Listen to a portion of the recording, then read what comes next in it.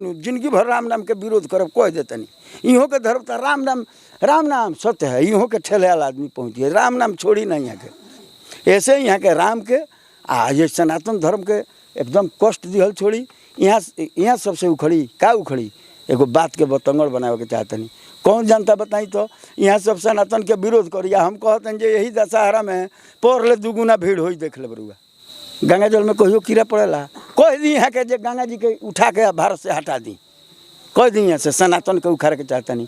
गंगा जी के उखाड़ देव, हिमालय के उखाड़ देव। हैं हम तो छोट गायक हैं। ये गायक लोग से कहब, ब्यास लोग से कहम कि जहाँ जालो प्रोग्राम में ये जनता के बतावलो तो हम लोग कि हमनी के हेंगा कुठार घात कल जाता। ये हमनी के पेट पर निकलो लात मारत। हमनी के हरही राम कह के खाई ले जा। हमनी के रामचरितमानस खाई ले जा। हालांकि हमनी के तो विषय विकारी जे 5 गो जन्मौले बा। ओके, जब हमनी के पूर्वज चिंपांजी रहले हैं तो फिर इजात कहाँ से आई? 10 दिन पर नहाए वाली मेहरारू बिछी झाड़ देते लस कि ना हमनी के देहात में। यह साबर मंत्र है। वो रोज ना नहाई ना पूजा करी लेकिन सीखले भी है खाली भगवान शंकर कही देन है। इतना सनातन एथी बा, इतना सुलभ बा। घेघा लोग झाड़ दी, घेघी लोग झाड़ दी, जॉन्डिस लोग झाड़ दी। पहले सांप लोग रउआ सामने लोग झाड़ तरला कि ना। अब अपन खत्म भइल जाता। रउआ त्याग ना रही। सनातन सिखावला त्याग। BA, BCom, BSc, MA, MCom करें विश्व की सबसे बड़ी यूनिवर्सिटी इग्नू से। सॉल्व असाइनमेंट्स और गाइड बुक्स प्राप्त करें। संपर्क करें Mahakal computers, DAV PG college के पास, पंच मंदिरा मोड़ से दाहिने, सिवान। निकोरिया मासिक अनियमितताएं, बच्चेदानी में गांठ, बच्चेदानी बाहर निकालना और डिलीवरी से जुड़ी हर समस्याओं के लिए आज ही आए डॉक्टर वंदना कुमारी के पास। पता है डॉक्टर रामाजी चौधरी से 100 कदम पूरब, डॉक्टर कॉलोनी, सिवानी। अधिक जानकारी के लिए नीचे दिए गए नंबर पर कॉल करें। देश के राजनीति और बिहार के राजनीति कौना तरफ जा रहल बा, कौना तरफ लेके नेता लो जा रहल बा, इस समझ से परे बटे। एक तरफ कभी रामचरितमानस पर विवादित बयान आवता तो कभी सनातन पर विवादित बयान आवता। सनातन के तुलना बीमारी से कइल जा रहल बा, लाइलाज बीमारी से कइल जा रहल बा। सनातन के तुलना सनातन मिटावे के बात कइल जा रहल बा। तो एक बार फिर से हमनी के बिहार के माननीय शिक्षा मंत्री चंद्रशेखर जी कूद पड़ल बनी और वहाँ के कहत रामचरितमानस के तुलना पोटेशियम साइनाइड से कर दिले बनी। मतलब विडंबना देखी देश के कि नेता लो जौन बाटे सनातन पर और रामचरितमानस पर कैसे लगातार कुठाराघात कर रहल बलो, लगातार ओछा दिखावे के कोशिश कर रहल बलो। यही मुद्दा पर आज बात करे खातिर एक बार फिर से हम पहुँचल बनी। W व्यास जी हमरा साथे बनी। बाबा बहुत बहुत स्वागत बा। नमस्कार। ई जौन फिर से एक बार बयान आइल बा, एकरा पहले भी शिक्षा मंत्री बयान दिले रहले, रामचरितमानस के बारे में उल्टा पुल्टा बोले रहले। तो रउआ बयान ओबरा दिले रहनी, रउआ अपन बात रखनी। फिर साउथ के नेता लोग जब बोलल तो हुबरा रउआ कहनी। एक बार फिर से शिक्षा मंत्री जी उगिल दिले बानी, उल्टी कह दिले बानी, रामचरितमानस के तुलना पोटेशियम साइनाइड से कइले बानी। का कहे के चाहब? तो यहाँ के स्पष्ट कहे के चाही शिक्षा मंत्री जी के कि हमारा एक सनातनी के वोट ना चाहिए। हम वो वोट से छुआता नहीं। वो पोटेशियम साइनाइड है। हमारा वो वोट हमारा पर मिली तो हमारा जहर खानी काम करी। जवना दाढ़ी पर बैठल जाला ओकरा के कबो ना काटल जाला। ये रावण के प्रवृत्ति है।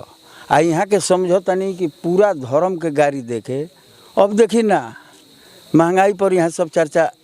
हम बहुत आभारी बनी उप मुख्यमंत्री तेजस्वी यादव जी के कि कम से कम रात के यहाँ के काल के नसीहत तो देवी कि कम से कम अपना काम पर ध्यान दी। रउरा शिक्षा मंत्री हैं। देखो तनी विडम्बना कि यही देश में का हो रहा बा। विश्व के सबसे पुरान विश्वविद्यालय कौन है? नालंदा। नालंदा में खड़ा होकर यहाँ के पहिल का काट कोई नहीं तो का कोई नहीं रामचरितमानस से कि पूजिए विप्र सकल गुणहीना। आ कहतनी कि उत्तरकांड में गोस्वामी जी ने लिखा है। रउआ से यहाँ के हम चैलेंज दे के कहतनी कि यदि यहाँ के पढ़ले रहती रामचरितमानस तो ये उत्तरकांड में बा कि अरण्य कांड में बा। यहाँ के अभी इतने नहीं के बुझा जे कांड में कौन बा। ये केकर प्रसंग है अभी यहाँ के जानत नहीं खी कि के कहले बा, केकरा से कहले बा। आ यही लेके कह दिल का तो उत्तरकांड में। ए पर चैलेंज करतनी कि उत्तरकांड में नहीं है। यहाँ के तो मनोहर पोथी के का जाने पढ़ाई पढ़ले बनी कि ना रामचरितमानस के था लगावे चल देनी। तो देखिए हमनियों के जनता निहोरो करला।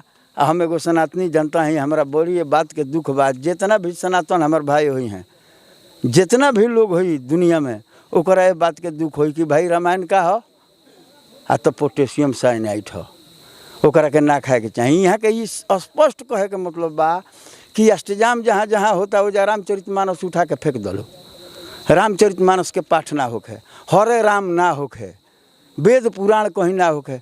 ये तो रावण के राज्य हो महाराज। रावण के राज्य में लिखल बा कि असभ्रष्ट आचारा भा संसारा, धर्म सुनो ही नहीं काना, तेही बहुविधि त्रास होई, देश निकास होई, जो कह वेद पुराना।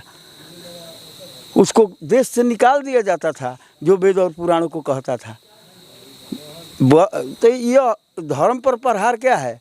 भगवान कृष्ण यदि धर्म का कोई रूप है, वास्तविक रूप है किसी अवतारों में, तो सबसे पहले भगवान कृष्ण का नाम आता है।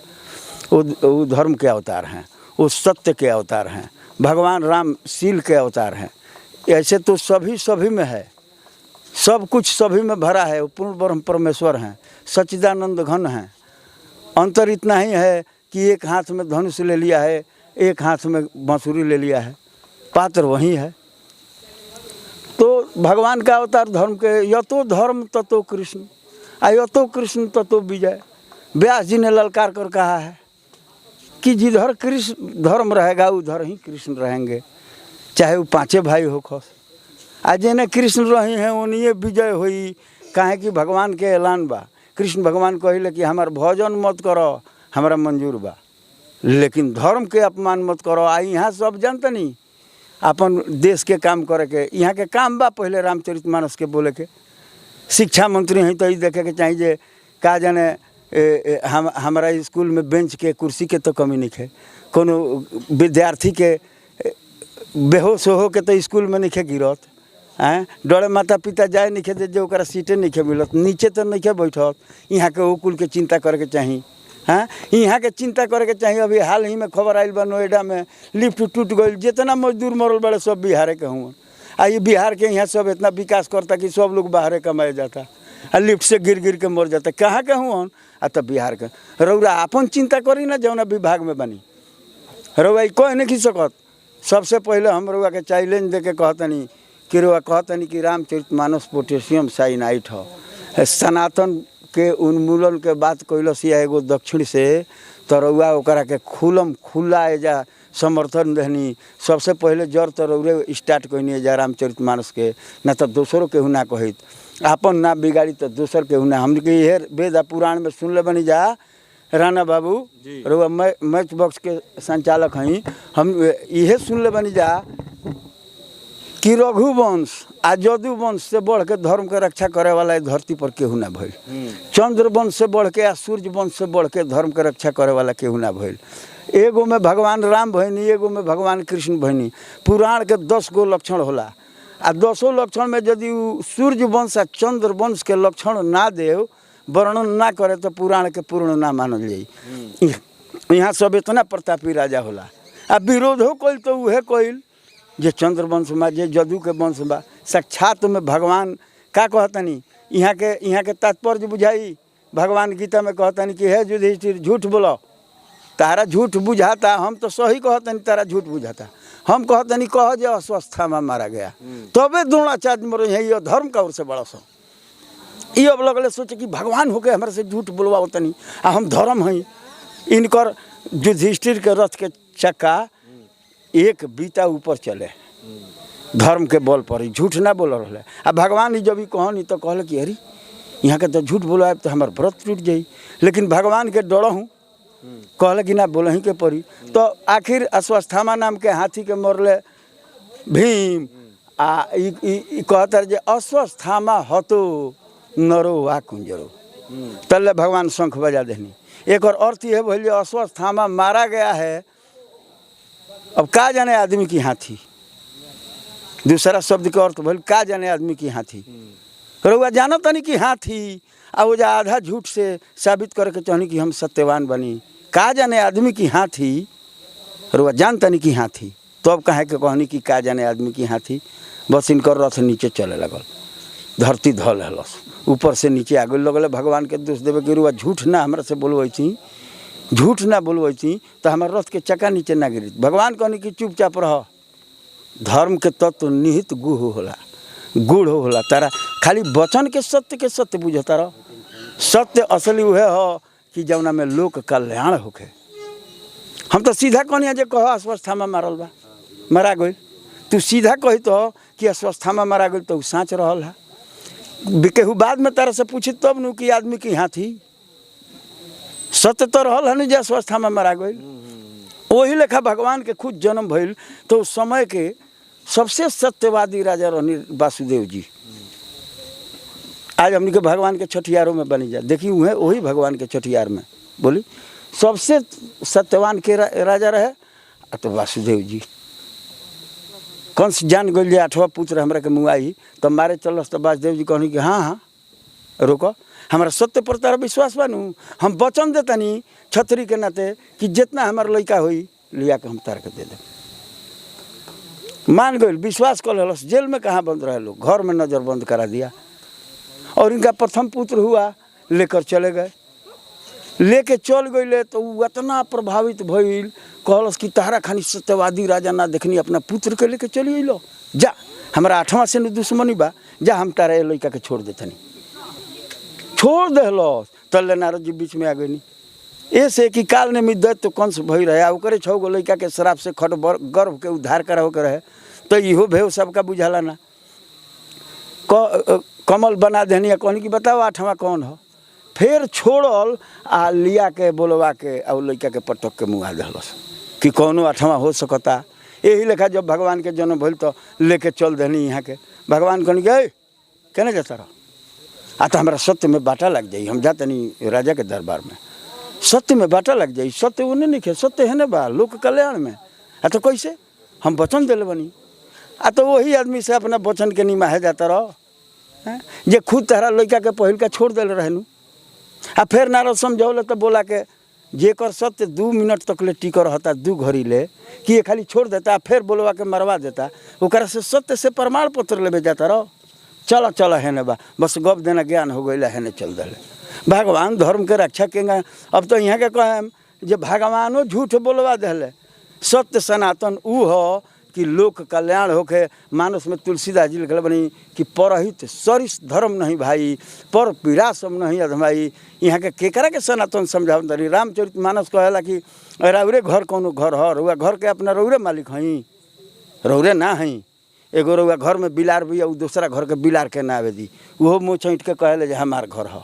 एगो रउआ घर में जौन कुकुर बा पोसले बनी वो मुँह छईट के दूसरा कुकुर के ना आवे दी, वो कहला जे हमार दुआर हो, राउर दुआर हो कि कुकुरों के दुआर हो, बिलोरियो। ई सनातन कहला। रउआ सनातन के अर्थ बुझाते नहीं कि शिक्षा मंत्री बन गई बनी। हम कहते नहीं कि लोग के यदि क्रोध हो जाई, श्राप रउआ पर खाली पड़ जाई तो रउआ शिक्षा मंत्री से भिक्षा मंत्री हो जाए। रउआ ये बड़ा विधायक बनल बनी, काल से वार्ड जीतल रउआ मुश्किल हो जाई। हम एगो बड़ी दुख से ये बात कहतनी आ रउआ पर कोनो क्रोध नहीं है। यदि रउआ स्वीकार करी के राक्षसी प्रवृत्ति हम ध लेल बनी रावण वाला तो कोनो बात नहीं है। कहे कि राक्षस गंदे खाला। अरे महाराज तनी ये पर चिंता करी कि रामचरित मानस कहता कि हर गुरु निंदक दादुर होई आ जन्म सहस्त्र पाव यूस हुई। शंकर जी और गुरु जी का निंदा करने वाला मेढक होता है, हजारों जन्म तक टर्राता रहता है। वेद पुराण संत निंदारत हो ही उलूक ज्ञान भानुगत। जो वेद पुराण और शास्त्रों और रामायण की निंदा में लगा रहता है संतों के, वह उल्लू होता है। ओकरा खातिर ज्ञान रूपी सूर्य बीत गइल बा, ओकरा अन्हरिये में लौकेला, राते में ओकरा लौकी। द्विज निंदक बहु नरक भोग करी आ जग जनमई बायस्त शरीर धरी। और एगो नेता कहता है जे तिलक बिगाड़ दलस, छाप बिगाड़ दलस। तिलक वाले द्विज का जो निंदा करने वाला है वो बहुत से नरक भोग कर कौआ का जन्म लेता है। एगो और चीज कहले बाड़े चंद्रशेखर जी। सबकर निंदा जो जड़ करही ते चमगादड़ होई अवतरही। जो सभी का निंदा करता है वो चमगादड़ होता है। उल्टा टंगाई रहे बदुरी के देखे नीनू। सबसे खराब वो होला, फले खाला तो का हो खराब काहे होला तो ओकर रूप लौकता नीमन, बाकी टंगाई रहेला उल्टा, ओकरा पैखाना के रास्ता ना होला। जौने मुँह से खाला वही मुँह से हो गला। भगवान के ओकरा के सजा देनी कि तो सबकर निंदा कैले बड़े तो खो आ हग। तो यहाँ के समझ ली कि नहीं मानत तो यहाँ पर कितना कोप हो रहा बा देवता देवी लोग के का यहाँ के अपना घरे तीज भूखल बंद करा देब अपना मलिकाइन के? का यहाँ के गोवर्धन पूजा में ना जाए? का गाँव गाँव यहाँ के हर राम राम राम हर हर बंद करावे के चाहतनी? का ई नया कानून लेके आवतनी? यहाँ कोनो जातिगत झगड़ा भइल बा जे जाति के बात लेके आवतनी? जाति कोनो आज हो? हाँ, यहाँ के कहला से यहाँ के जात केहू भी होई, केहू जदुवंशी मानी। ए बारा काशीनाथ बाबा के केकर पूजा होला बताई ना? रउआ एगो मचबक सही देहात में रहिले, काशीनाथ बाबा के सामूहिक के पूजा करला? जादव जी सब करला। कोयला बाबा के पूजा के करला? मल्लाह भाई करला। आप कौना जात के अथी निखन जी? राह बाबा के पूजा करला? हमार मधुकर भाई दुसात भाई लोग कर लो। बोली ना अलग अलग जाति के अलग अलग पूजा बा। सनातन है कौन आज के बांटल हो? बोली जन्म से तो सभे शूद्र बा, तो केहू जानता। लेकिन जे ज्ञान वाला होला उहे नु बांटेला। रउआ सब बाटी चाहे कुछ।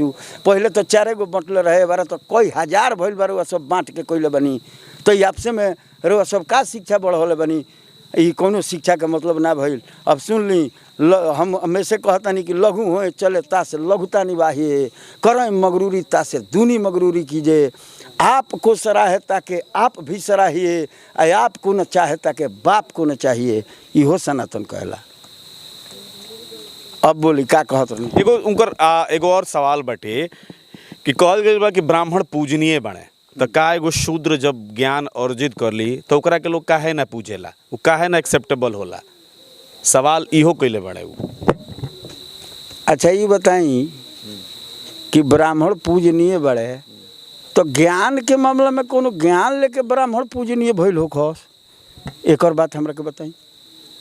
ब्राह्मण तो पूजनीय बड़े जेकरा हाथ में वेद धरावल गइल ओकरा के यही पूजनीय बना दिहल गइल लोग। अच्छा ये बताई कि गाँवे गाँवे जे बियाह करावता, भले उनका से मंत्र शुद्ध कहा वा चाहे ना कहा, लोग सीधा देता कि ना?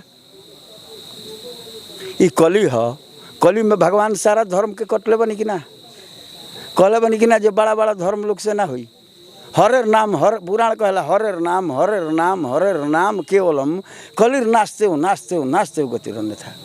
हमनी के समाज के लोग, हमनी के एगो साधु बाबा लोग के धारणा हो कि शंकर भगवान होम मिनिस्टर हैं, तुम त्रिभुवन गुरु वेद बखाना।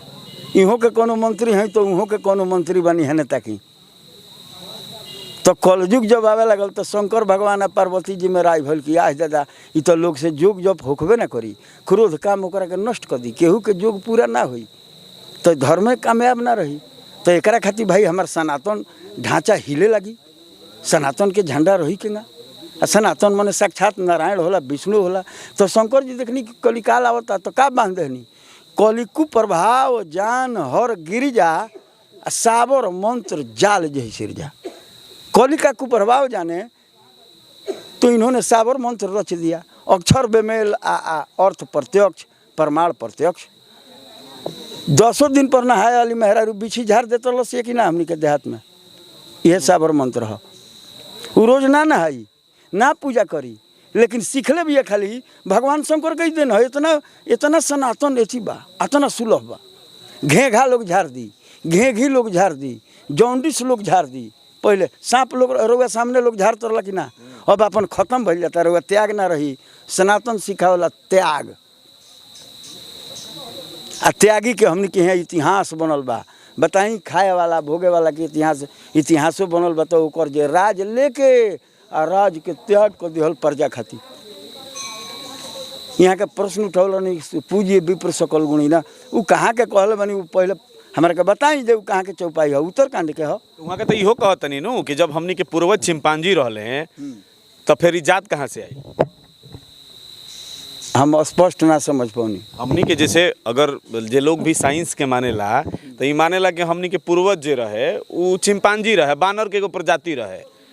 बाद में हमनी के धीरे धीरे परिवर्तित हो गए, मनुष्य हो गए निजा। तो फिर इजात कहाँ से आई?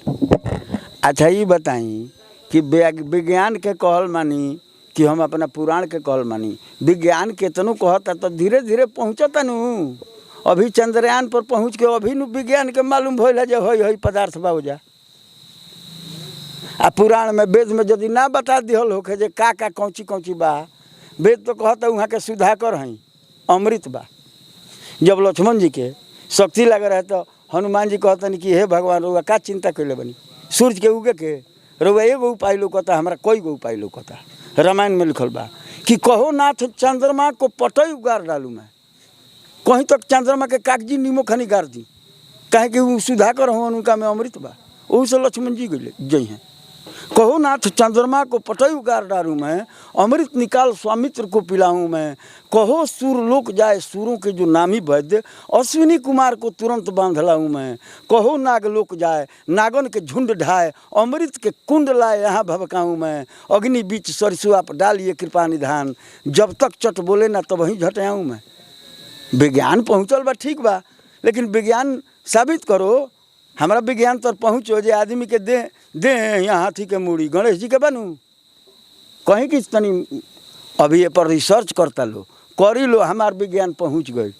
राउर सूर्ययान छूटल बा, हमारा कहीं के 2 गो गिद्ध प्रजाति के रुआ देखता नहीं रामायण में कथा। अब रुआ कहम कि कल्पना हो तो रउआ 3 पीढ़ी के बाद कल्पना हो जाए। जय राम जी के मानेला ओकरा के सब केहू मानेला, आ जय राम जी के ना मानेला ओकर बाले बच्चा ओकरा के भूला जाला बा हमरो बाबा केहू रहे। ये शिव जी के बान्हल हो। सवेरे रउआ उठे तो राम राम जय सीताराम कहे के पड़ी। कौनो काम करे जाते हैं तो हमने के पुरानिया लोग कहत रहा पहले कौनो जात होके रामे रामे रामे, तब दुए दिए पहल के स्थान में राम जी हैं। अब फिर मरे के बेरा हरिहर की मारुति जब इहों के धर्म नु जिंदगी भर राम नाम के विरोध करब कह देते नहीं। इहों के धर्म तो राम नाम सत्य है, इहों के ठेलेल आदमी पहुँचिए राम नाम छोड़ी नहीं यहाँ के। ऐसे यहाँ के राम के ये सनातन धर्म के एकदम कष्ट दिहल छोड़ी। यहाँ सबसे उखड़ी का उखड़ी एगो बात के बतंगड़ बनावे के चाहते नहीं। कौन जनता बताई तो यहाँ सब सनातन के विरोध करिए। हम कहते हैं जे यही दशहरा में पर ले 2 गुना भीड़ हुई देख ले बरुआ, देख ली यही गोवर्धन पूजा में वहू ले ज़्यादा हुई। कहे कि लोग अब देख लिया कि लोग हिंसा करता गोवर्धन के परिक्रमा में। बोली ना यहाँ के एक वाली बोलल जाई जगह पर ना बोले तो केहू के धर्म करुआ रउआ। हम आज यही खातिर नहीं है कि भले कोनो बात ना आया ए बेरा के बाद हम कुछ कहियो नहीं खी सकत। का कहे के बा जी रुआ सबसे अझुराए के बा जेकरा खुद नहीं खे बुझात। बोली इतना बात पर भी जेकरा ना बुझाओ। अभी हम कहता नहीं कि रउरा घरे में रउरा धर्म ना मनाई। बोली रउआ के माने वाला आदमी ना मिली जहाँ भी धर्मी बात बतियाए तो हमने की हैं घरे घरे रउआ ये बताई कि मुखिया में लोग उठेला तो लोग कहे ना एक और बाबा इनका बाबा हमारे नौरी रोकला रहे वोट ना देव जा होला नु वार्ड में ही हमने की होता तो लड़ाई हमारा रउआ नु बाबा में नु रहे। आज जहाँ धर्म के बात है तहाँ एक हो जानी जा कि ना। पहले हमने के देखले बन जा पक्ष विपक्ष एक गर्दनी हो जाई। नेहरू जी के बेरी कालरा कलर रउआ भई रहे कि ना, लोहिया जी के कुल रउआ सब कहानी हमने के कमे जाने नहीं जा भई रहे कि ना, होत रहे कि ना। लेकिन जब देश के विरोध बात आवे तो सब लोग पक्ष विपक्ष के हो जाओ। यहाँ सब तो सीधा खुलेआम हो गए। ना सनातन के उखाड़िए के बिक दो बुझाता बाबूजी मुरई बोले बड़े उखाड़ के बिक दो। शिव जी के धनुष के लगे जेब तब नु औकात बुझाई कि तुरल है हिलता कि ना। ऐसे रउआ धर्म ध्वज श्री कृष्ण भगवान के हम तो इतने बुझता नहीं कि रघुवंश जदुवंश। सोची कितना राउर हमने के कुल कितना हमने के पूर्वज बड़े महाराज। एक आदमी के गंगा जी के लिए आए राजा भागीरथ के चाहते तो कह ना देते जे हे गंगा जी हे बबुनी बेटिए मन ले तो कहा हे बबुनी तारा के ले नहीं तू हमारा पुरखा के तार दे लू अब जा तू चल जा चल ना करो तू के भागे बेचो रहनी कि 3 गो युग बर्दाश्त हो जाए पिताजी कल युग में हम गंदा हो जाए। तब भागीरथ जी कहनी कि ना तब तो हमारा के लोग स्वार्थी कही कीरति भनिति भूति भली सोई मानस कहला सूर सरी सम सब कर हित हुई। कीर्ति यानी कोई आप कर्म किए, कीर्ति कीरति भनिति यानी कविता, आ भूति भली सोई मान बड़ाई चतुरंगड़ी से ना उहे भल हो जेकरा से गंगा जी के समान सबकर हित होखे। भागीरथी जी कहनी कि ना हमरा के स्वार्थी कहो तू यही जा रह गंदा होके के बात रहल कि तू गंदा हो जेबू तो जा बेटी तारा के वरदान देतानी हम कि जितना साधु संत लोग 3 बजे भोर में ब्रह्म बेला से स्नान करला उनका चरण के धूर से तू फिर साफ हो जेबू तारा में कहियो बताई ना गंगा जल में कहियो कीड़ा पड़ेला?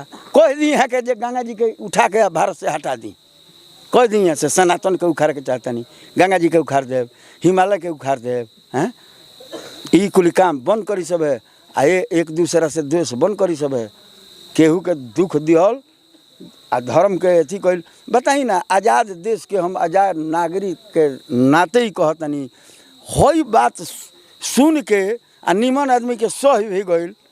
हम तो छोट गायक हैं, ये गायक लोग से कहब, ब्यास लोग से कहम कि जहाँ जालो प्रोग्राम में ये जनता के बतावलो तो हलो कि हमनी के हेंगा कुठार घात कल जाता, ये हमनी के पेट पर निकलो लात मारत, हमनी के हरही राम कह के खाई ले जा, हमनी के रामचरितमानस खाई ले जा। हालांकि हमनी के तो विषय विकारी जे 5 गो जन्मौले बा, हमनी के कोनो साधु हो ही जाना, लेकिन ओहू में केहू आवेला कहे तनी ब्याह जी एगो चटनियो गाई, इहो हमनी के गावे के पड़ला। हमनी के कुछ कह दी तो ना लिए रहुआ सब तो पद ध के एबार अभी कहतनी कि कोनो जनता हमारा देश के ई बात कही, हमरा कोनो मतलब नहीं है। बाकी रहुआ पद पर होके कहे तो हम के कहे के पड़ी, ऐसे हमारा बात के भी रहुआ एक दुख मत माने। अब विशेष हम का कह सकतनी। ठीक, चलिए बाबा, रुआ समय देनी, अंधेरा हो चुकल बा, बहुत बहुत धन्यवाद रुआ के, और रुआ बेबाकी से बात रखनी कर खातिर धन्यवाद रुआ हमरो तरफ से। हम तो फिर खाली उप मुख्यमंत्री जी के आभारी बनी कि कम से कम यहाँ पर अंकुश लगौले बनी, आ रउआ सब एकदम एकजुट होके सब लोग अपना धर्म पर प्रहार मत होके दी। वोट के लड़ाई लड़ी, नेता एक दूसरा के कहो, इतने हमार निहोरा बा। हमारा बात के कोनो अथी ना माने कहो हमनी के कोनो इस समाज में भैलू वाला आदमी ना है जा, लेकिन एगो अपना अनुसार चिंटियो काटे ले तो ये काटे ले बुझे। तभी रुआ सुननी है बेबाकी से डब्लू व्यास जी अपन बात रखनी है कि सनातन पर कुठाराघात ना करी, रुआ अपन राजनीति करे के बा करी, और कहीं से भी ये क्षम्य नहीं खे जे भी जे सनातन से जियता या सनातन के बा ओकरा पुरजोर विरोध करे की चाहिए। जे भी सनातन धर्म के खिलाफ बोलता ओकर तो रुआ भी एक विरोध करी और देखत रही मैच बॉक्स।